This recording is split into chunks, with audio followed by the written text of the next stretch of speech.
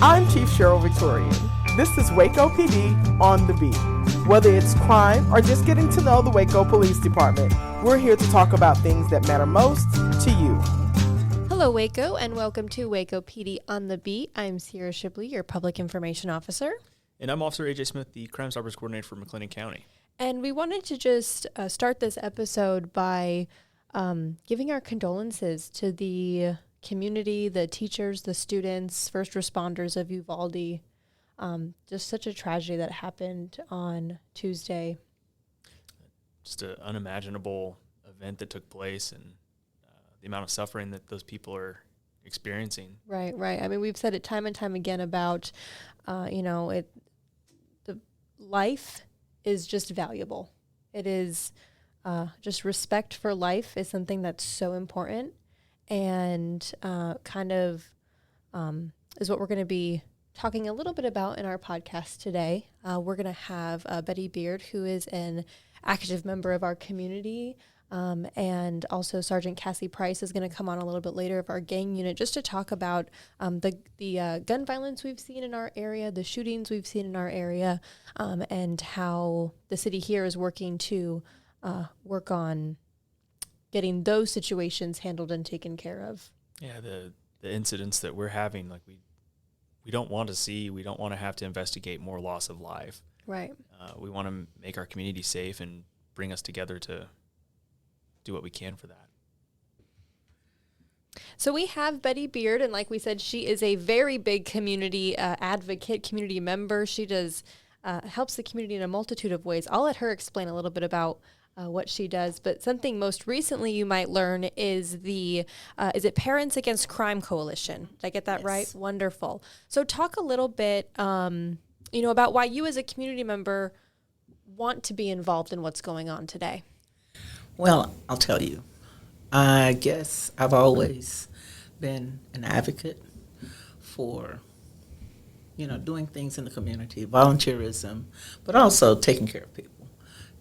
My thing is if there's a problem that we can solve together, then I think we should. So I am a gerontologist, I'm a social worker, and I spent some time working with juvenile probation department. And I learned that a lot of times what we do with families in the community is we don't work together to solve a problem before it becomes a crisis. And when I was working with 76707 Community Youth Development Project, it was one of the zip code projects that the state had that tried to decrease crime in those zip code areas in the cities that had the high crime. And I really began to look at what they were asking us to do in terms of finding programs that could actually make a difference in the lives of our youth, in the lives of families. And the more we looked, the more we saw that there were so many factors that contributed to crime that we weren't really considering. And when I say that, kids need activities that are positive. They need a way to release all of that good energy, and they need encouragement. They need nurturing.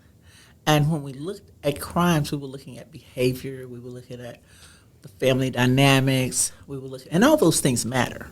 But I'm saying we never looked at it in a holistic way. We didn't look at everybody's, everyone's responsibility. Let's say the law enforcement, big responsibility in our community. And when we were working, we made sure that we worked closely with law enforcement when we were working with 76707.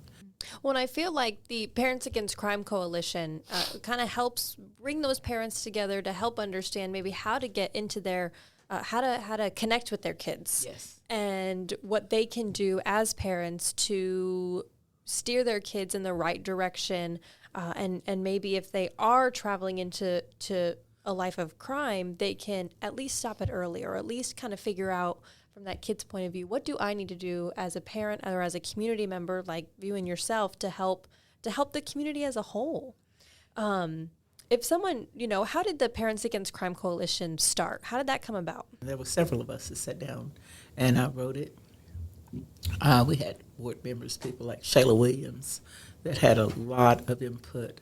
And then one of the things that they recommended was that we look at the schools, we look at the parents' engagement with the kids with the schools, how they work with the schools, not just what was going on in the families and the communities, but then how do we do this with law enforcement being a part of it? And that's still the thing we need to look at. How do we bring all these pieces together? But even though we're still trying to figure that out, when we wrote the program, we looked at making sure that law enforcement was involved. And we have had one crime prevention festival since we've had the program with various law enforcement agencies. And we have met with law enforcement members to, get their input when we get ready to do things like that.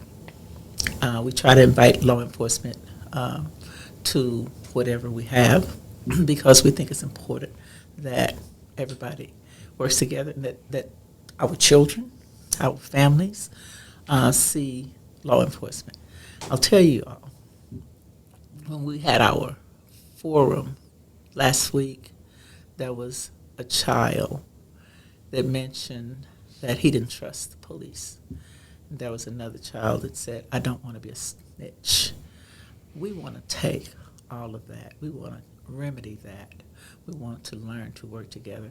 And then with the increasing violence in Waco, we really, really wanted to do something that would speak to the community. We need to find a way to get everyone to the table, to get everyone involved. I know people can't all come together at the same time and solve this problem, but what we have to do is still look at it holistically. For instance, what can our businesses do that can help reduce crime? I've spoken with a few businessmen, and one great suggestion was talking about mentoring some of the families who were struggling. They may have jobs, but maybe they need to be upgraded. Maybe they need some training. Sure. And so encouragement. But then they also need to be willing to participate. They need to be willing to engage. They don't need to isolate themselves. And sometimes when we see our hot spots, a lot of people in the community look at it as an isolated community, one that they won't go into, one that they don't want to work with. And you have a lot of programs that realize that. And you can't give up on any of the youth, and you have to try to encourage the family. So what we want to do is see, okay, you have businesses over here. They come in and they give their idea or suggestion for something that law enforcement could do in that particular community. Mm-hmm. Maybe they think, okay, law enforcement can go in and play football games with them. And I think it takes someone like yourself to kind of start and open that door, because it is hard for maybe our officers to just kind of walk up and talk to those community members that might be a little reserved for what our officers do. And I know that the Parents Against Crime Coalition, you have meetings and different types of public forums that allow those officers to come and speak and can have a bit more of that candid conversation. Do you think those public forums are helping in that sense to kind of bridge that gap? I do, but I think we have to build on things like that.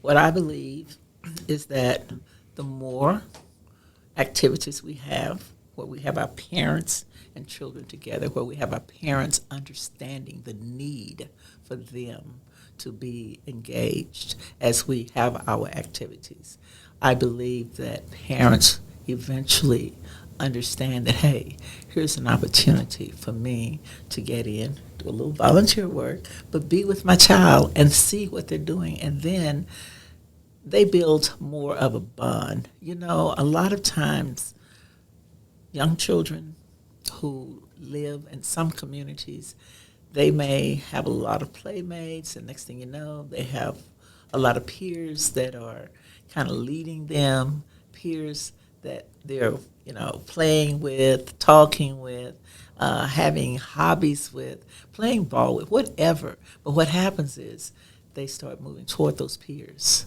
and away from maybe to me, maybe a parent or another significant person in their life. They move away from them and toward their peers. And before you know it, there is a divide that nobody saw coming. In other words, if the peers say, hey, look, we're going to the mall this day, and they're demanding to go, they want to go, and the parents are saying, no, we're going to do this. They don't want to do what the parents want to do. They don't want to go to the movies with the parents anymore. They don't want to go to the park with the parents anymore. They want to be with their friends. And this is happening at such an early age, but parents have to find a way to stay involved with the young people, keep doing activities with them. I know sometimes it seems elementary. My child doesn't want to go on a picnic. You know what? You pack that picnic lunch and you go anywhere. You stop at the pizza place and pick up pizza and take them out anyway. Something as simple as that can be so impactful to a young mind. Activities, that's right. Family, quality time. Right. And that's what it is. The other thing, though, is when they go to school, parents should always know what they're doing in school. And let the children know that you care about anything that they're doing. I'm just saying, if they're having a problem in math, you may not be a mathematician, but talk to them. If they tell you they're having a problem, you as a parent say, look, I'm going to find someone who can help you. Now, you may think tutor, I have to pay a tutor. No, look for the resources out here. We want to connect parents with all of these wonderful resources we have. You have to talk to someone. You can't just say, oh, well, I'm going to go to school and I'm going to solve this. You can't blame the schools. You can't blame the teachers. You can't get angry with the child. You must try to, calmly, and I don't want to say, but you have to think this through. And you can't just do it off the cuff. You, as a parent, you look at that as a serious issue. If your child is having a problem at school, if your child is unhappy, you want to know why. Talk to that teacher. And you might find out that your child is struggling, that your child's grades have been low for the last 3 weeks. Now, what can you do? Yeah. And I think that plays back to maybe mental health. That's a big topic in today's world right now as far as mental health goes, and making sure that the kids are getting the resources that they need, because they can struggle too, like you've been saying. The violence we've seen in our community as well. I mean, it feels like, mental health may be able to play a factor into that. It kind of goes with, if you're not able to respect yourself, how can you respect someone else? And so do you feel that by talking to these parents, by having these forums, do you feel like it's helping? Or what's the receptive, I believe that the program helps when we have other things. For instance, when you want to invite people in, and you're talking about mental health, you can invite a psychotherapist in, you invite a social worker in, and you have different topics, and then you allow the parents to talk. I love when the parents, when we have events and the parents are able to discuss and give us feedback and tell us what's going on. And even the children will tell you. And sometimes the children understand. They may not use the term trauma, but they understand when they're not doing well. And they will have a sadness, and then sometimes they'll have a complaint. And that complaint will let you see that, oh, this is bothering them. They don't like the neighborhood they're in. They don't like to hear the violence. They don't like to hear the gunshots at night. Some children have complained when they hear or they see fighting, and so they have this fear. That's trauma. They may not be the ones involved, but it's trauma if they're afraid that because they have witnessed some violence, then this is going to happen to them. It was like, when they had the shooting in Uvalde, and some of the children had told their parents that they were afraid that someone might come into their school. This is something that had already happened.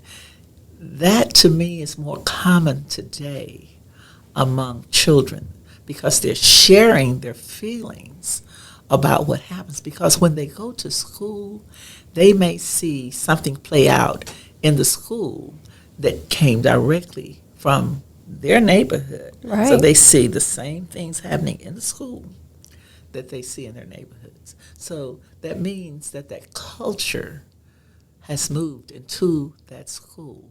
Almost on the micro level instead of the macro level in the neighborhood. It's just I can't think of the word, but a mirror image essentially of what's happening in the community as a whole is happening in their schools, and they're seeing it on a more personal level because instead of, hey, down the street or around the corner, oh, hey, desk next to me. That's right.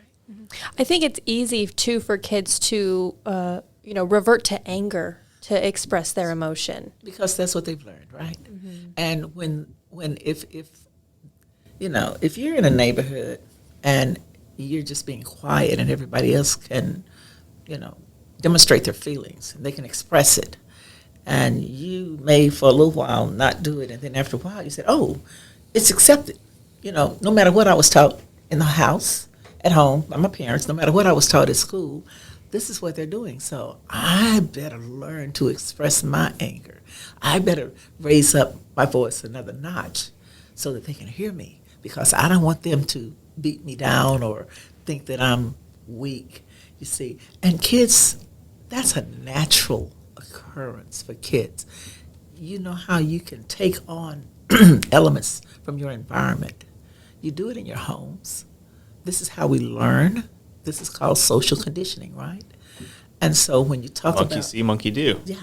And so when you talk about those kinds of things that happen with our children, and we think, okay, they're this age and it's too late. But children want to be loved. They want to be nurtured. And we need to find a way to keep encouraging. I'm a testament to that. So second grade and third grade especially, my teachers essentially told my parents, like, he's not allowed back in the classroom because I was bored. Like, I would do whatever assignment and I would start causing trouble because I was bored. Fourth grade, Mr. Merrick at my elementary school. I remember his name. I remember his classroom. I finished the assignment that he gave the whole class. And he's like, why don't you go find something that you want to look into? So I will never forget, it was a Montessori school. So they had like all these fun things to play with. It was plate tectonics. I did about 3 months of my own study in fourth grade on plate tectonics. And these projects that I worked on, I used through high school, and I ended up getting a minor in geology because of my interest in plate tectonics that Mr. Merrick in fourth grade let me discover. I love it. I will never forget. I had to write, when I was working on my PhD, I had to write about my philosophy of education. And one of the things that I believed in, and it came from my own experience, but just like you say, I believed in the teacher taking a humanitarian approach and understanding that you have to try to get to know your students, connect with your students. Don't see that child as a problem. Look to try to figure out what's going on with that child, connect with that child, talk with that child, and guess what? You never know what's really going on. You may have the key. A child likes art, and they're back there drawing, and they're in trouble because they're drawing. Guess what? This kid may become a world-famous artist one day. Exactly. Because they love this. And they finish their homework real quickly. And they're bored. And they start doing this, just doing different things to distract other students in the class because they're slower. This child was faster. Mm-hmm. Guess what? You as a teacher, you have to be able to recognize that. Sure. Because you just turn that child's life around when you actually connect with that child and you treat all children the same. You don't say, oh, Johnny is so bad, I'm going to put him over here. I'm not going to, we don't have to pay attention to him. But this one over here, we're going to just keep, we're going to keep nurturing him because he's doing so great over here and he's so good and he acts this way. No, we have to look at all of these children and all of those individualistic characteristics. So what you just said made me think of a quote. I remember it from Einstein, and that's what I was looking up. I wasn't texting, I promise. It's, everybody is a genius, but if you judge a fish by its ability to climb a tree, it will live its whole life believing it's stupid. And I think that applies to our children this day and age, where it's like, you're talking about the kids that excel get all the attention. The other ones that are disruptive, you're stupid. That's right. They're just not being challenged and applying themselves in a manner that you're able to measure with some sort of quantitative test. So that's it, Right, and save our children. Right? Yes, Yeah. or else And they everybody's involved in get that. pushed into the wrong path, and they get brought up into a world where they see more criminal activity, and it can really harm And them. those circles are giving them that attention, that validation, that acknowledgement that that's all they want. yeah. Because They those don't are know the it's values. good or bad. Yeah. Right. These are values, and don't make me change my value system, because once I become a teenager and you all have not come to my neighborhood, you have not helped me. So we have to survive. These are survival tactics, and these are our values, and you don't know us. And so you don't understand us, but we have a way of life, and don't you dare interfere. So the struggle is going to continue, but they will all, the survival mode, it's like barely surviving, struggling, just barely making it. But whatever those tactics are, and if they happen to be criminal, get into criminal activities, then you have your children. And this is what we try to do. We tell our parents, we don't have to lose our children to the criminal justice system. We have to do an intervention. We can begin to prevent, no matter where you live. Parents, invest love into your children. From a community member standpoint, why do you feel it's important for the community, the organizations in the community, the businesses in the community, the teachers and schools and churches to work together with law enforcement? Let me tell you why. Because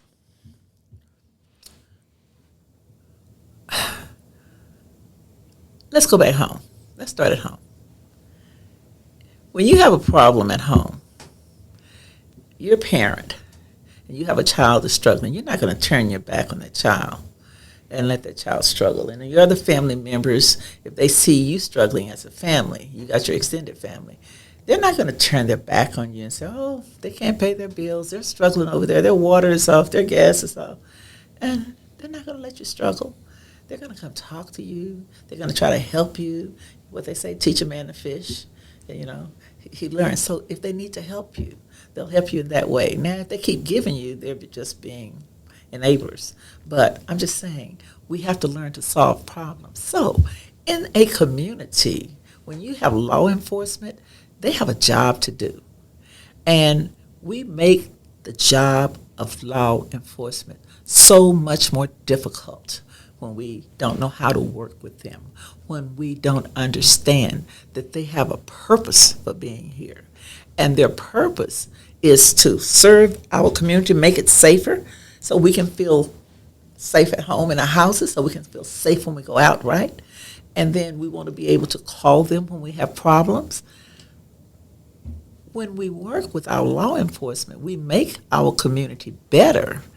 Just think, if we had a connected community, and I wish we could get this utopian-style community, but if we had this connected community where our churches, our businesses, our schools, our law enforcement, everybody was working together, and our families, no matter where they lived, they understood, hey, here are our friends right here. They're going to make it better. They have access to resources. They'll, give us phone numbers. They give out cards. They tell you where to go, right? But it's like Chief Victorian said, if you commit a crime and you need to be apprehended, that's also what they're there for. Because if you're living in a neighborhood, you want to feel safe. You want to feel safe. You want to feel that you have law enforcement. So law enforcement cannot do this alone. They have a job, but the community also has a job when it comes to police. I believe our neighborhood associations could be stronger and they could play such a vital role. but it's difficult. How do you get everyone that lives It's in a getting people community involved, to right? get over there and get with their neighborhood associations? And I think that's one of the smartest things that we did in Waco was to organize those neighborhood associations. Yeah, and now each neighborhood association has an officer paired with it to help them with maybe certain crime in their area, help them figure out what they can do to combat that and reduce that crime in their But we area. need to grow it, don't we? We need to Absolutely. we need to get that neighborhood association Yes. really being about the neighborhood. And that's bring part the of what neighborhood those to that. officers are doing to help. Before we wrap it up here, anyone that wanted to be a part of Parents Against Crime Coalition or to learn more about it, what can they do? Okay, they can contact me at, I'm on Facebook. We have a website that we're redeveloping. There is a website, but we're restructuring that website. So that website should be up by next week. But on Facebook, we're Parents Against Crime Coalition, and they can leave a message in the inbox. And then we have PAC Panel for those people who want to get engaged and just start discussing issues right there in PAC Panel. They can just ask to be a member. They come in and we have private discussions and they give their, solution. Right. And I do want to tell you all, what we're trying to do now, we're talking with different people. We haven't spoken with everyone yet, so I've spoken with a few people. We started this, it's Down with Violence, Turn Down Violence, Turn Up Peace. And we want to make sure that we're able to do something in this community. We wanted to see, since everything has been happening here with crime, not just in Waco, but then we look at Uvalde and everything, we just think it should be on our hearts to just have, I don't want to call it a rally, but we need to have a gathering. And we're going to talk about what that should be called, but we need to do that in person, and then we need to figure out how to do it virtually on a regular basis. Yeah. We need to find a way to keep the dialogue going and hear people. We need to hear them. A lot of people are hurting. Their hearts are hurt right now. It's just a lot of heartbreak. And every time we lose a young person or anybody in this community, that's heartbreaking. Violence Yes. is heartbreaking. Even the perpetrators, it's heartbreaking because we lose on both ends, right? And then think about those babies, and that's just something that's just crushing, And so I hope that there will be a way for us to come together. And the thing about having a program is it takes a lot of time, but it takes a lot of people. It takes a lot of hours, and we need those. That's the type of investment that I would like to see. I would like to see that investment of, people's time, volunteers and everything. And I know that everybody is not going to be able to volunteer. So we're getting ready to do some fundraising. We're also going to be writing some grant proposals because we know that if we really want to make a difference, we can't keep doing it off of a shoestring budget. And we're not able to reach enough people and do enough. Sure. And we need to really come together and figure out a way that we can actually connect. We're called coalition for a reason. This was never about one organization. Coalition means you have to work with the community, work with law enforcement, work with the schools, work with other programs. We must, if we're going to be able to address, because we cannot, none of us alone can solve this issue. Well, Betty, thank you so very much for joining us here on Waco PD on the Beat. We're going to have Sergeant Cassie Price come on right after you to talk about the target enforcement that we as our officers have been doing to kind of stop this crime and minimize it and arrest those repeating offenders that we've had. So, Betty, again, thank you so much. And before we wrap it up here, anything else that you'd like to say? No, I just would like to say that I hope that we will be able to get Waco involved in these community violence prevention forums that we're having, because we definitely want to keep working. We're not going to stop. We need volunteers. We need people who will become mentors for our parents and kids, and we just need them to just connect. And if we need volunteers, our young young ones can be pack buddies. They help the young ones read, so Okay. we take them age 12 and up. Wonderful. Well, Betty Beard with Parents Against Crime Coalition, thank you so much for joining us today. We appreciate it. All right, thank you so much. All right, so thank you to Betty. We just had her on, and now we have Sergeant Cassie Price here. She's part of the gang unit, and we appreciate you coming on and speaking with us on the second half of this episode about gun violence. Before we get into that, talk a little bit about just yourself, your stint here at Waco PD, and kind of how you've gotten to the place that you are now. Okay. I've been here at Waco for about 14 years. I worked 6 years on patrol in the North Waco area, then tested for special crimes, which works like homicides, sexual assaults, aggravated robberies. I stayed in investigator position for about 6 years, and then I tested for supervisor. Now I'm currently the gang supervisor. Very good. And being the gang supervisor, I'm sure you have to deal with a lot of different situations, especially more recent ones that we've had as far as shootings, gun violence, things like that. We've heard, Chief Victorian talk a lot about targeted operations, and I know that your unit is the one that kind of handles those. Before we get into kind of the outcomes of this, in the last year, of course, the community has seen an increase in the shootings around the area. How have you seen crime increase being in the gang unit?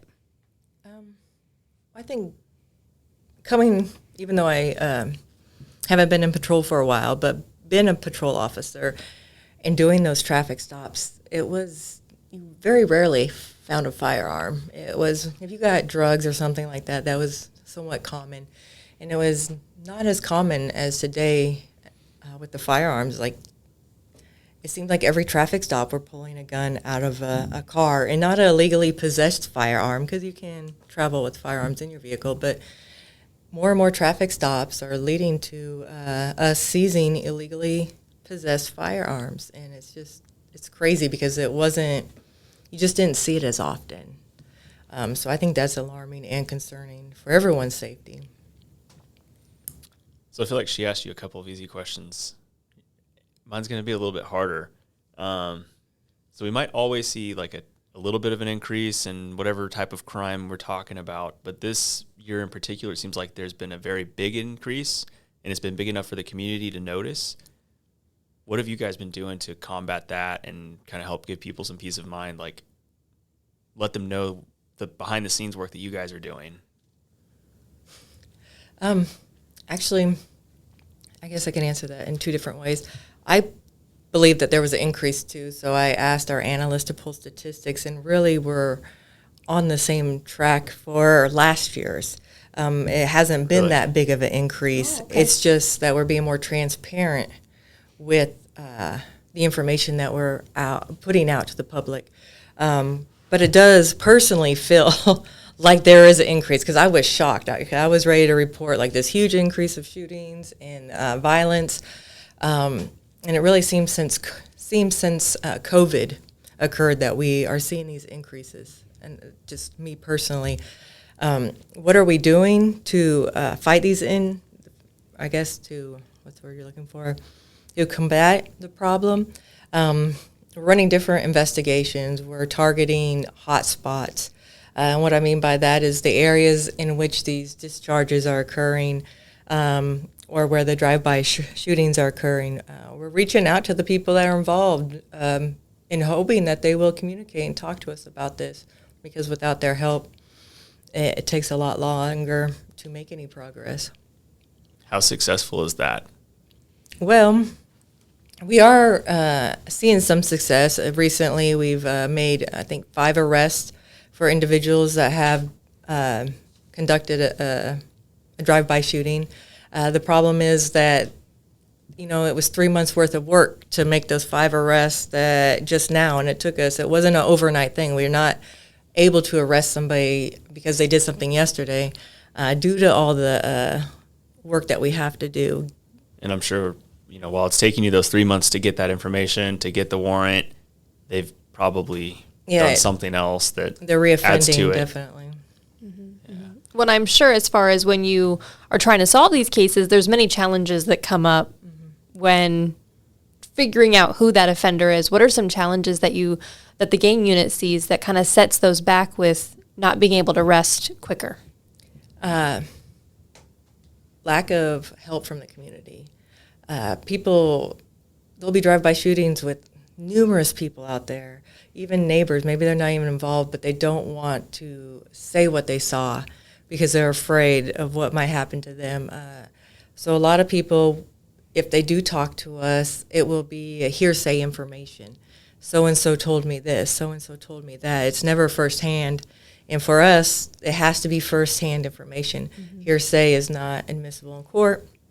Therefore, it is nice getting some of that information. It may let us know that we're headed in the right direction. But if we actually have someone take a stand and say, we're not putting up with this anymore and we want to help, that would be helpful. Because otherwise, it just takes much, much, much longer. We're waiting for physical evidence, and that can take a while. I may word this very confusingly, but do you think that a lot of the people not wanting to report are not wanting to do so because they are also involved? Or do you think it's like the neighbor next door doesn't want to get involved? Both. Or it's both? It's both. Does one seem like it might be more impactful on your investigations? Yes, well, in the gang unit, what we're seeing is a lot of these shootings are retaliatory. There may be a shooting in a particular person's house, and then the next one is going to be at the other person's house, and it will go back and forth. And these individuals know who, or they have an idea who may be doing this, and they're not giving us that information. They're not saying they don't know. I've seen to the point where people are trying to remove evidence from the scene, things to this nature, which makes it more difficult. Not only are you not speaking out and telling us or talking to us, you're also disturbing the scene that might help us potentially solve that incident. So is that something, like you said, the community speaking up more, key eyewitnesses talking, is that something they can do to help, or are there other things that the community can do to help solve these investigations? A lot of people, if they have Ring cameras or if they have cameras, that is obviously helpful. I know we have your tip line. I was waiting for the shameless plug for Crime Stoppers to sneak Yes. that in. I know there is Crime Stoppers, which is anonymous. Information through that, if that's the way you want to help share information, then use that, because I know we do get a lot of tips from there. Just be as detailed as you can with Crime Stoppers. A lot of times when I get information, it may just say this person's social media website username's this, but there's no photos, or they say this person's posting this on social media but doesn't send me the username for that. So those things are helpful. Any tips, really. A vehicle description, if you see it. People that's having problems. It's not, there's just so much you can do. I mean, the community, obviously, I think is going to be the key to success. Is I'm tired of my community or my neighborhood being shot at, because what they're doing is they're targeting individual people. Right. And that could be your neighbor. And how many times are you going to put up with that as a neighbor? So that's Right. And I think that's something, like you just said, to expand off that, is they're targeted. They're isolated incidents, which in a sense are good. yes. And that's something that we are starting to share with the community, that there isn't a public worry that needs to happen, but there is a public stance that needs to happen, I think, in that we all need to work together to help. Because a lot of times, too, I feel that the community might think we have all this power and information and we can just walk up to someone and say it was you and arrest them, but it's not that easy. Big Brother may be watching you, but we are not your big brother. No, we don't have that kind of control that the movies show. And just by someone saying that this person did it, that's not enough to go arrest somebody. You have to prove that, So we need that evidence or those statements and whatnot. Like you said, the one thing that I did find that was scary, I want to say back in March, we did have two I call them drive-by. We would refer to them as deadly conducts here, right off of Lakeshore and Waco Drive and Richland and Sanger. Individuals opened fire on moving cars out in the middle of broad daylight. One individual was struck it was mistaken identity in that sense. So that is alarming and concerning, and that's why we need to step up, is because just as in drive-by shootings, the bullets don't have a particular person's name on them. They just go to where it's been discharged at, and that's how we have people that aren't even involved in these altercations become victims and get hurt. Right. Yeah. And I think, too, it's something that we've spoken about before is it's not worth it. It's never worth it to take someone's life, try to take someone's life, even if maybe the shooting is more of kind of a fear tactic. They might not be intending to go shoot someone, but they might decide to maybe just shoot the car or the house or something like that. And you just don't know who or what you're going to hit. Mm-hmm. And it's sad to see that this has become kind of an issue, not only in Waco, but, all over. All over.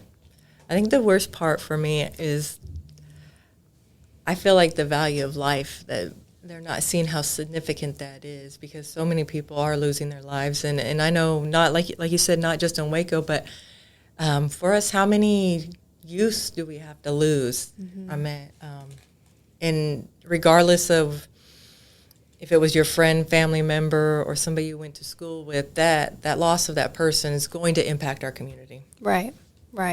And I think, too, a lot of the shootings that we're seeing in Waco, and you can say, yes or no to this, but I feel a lot of the younger generation is the one that's kind of maybe stirring up the crime here. I mean, we're not seeing like 50 and older 40-year-old people. That's what I was about to say, is the tips that do have pictures, it looks like a 12 or 13-year-old with a gun.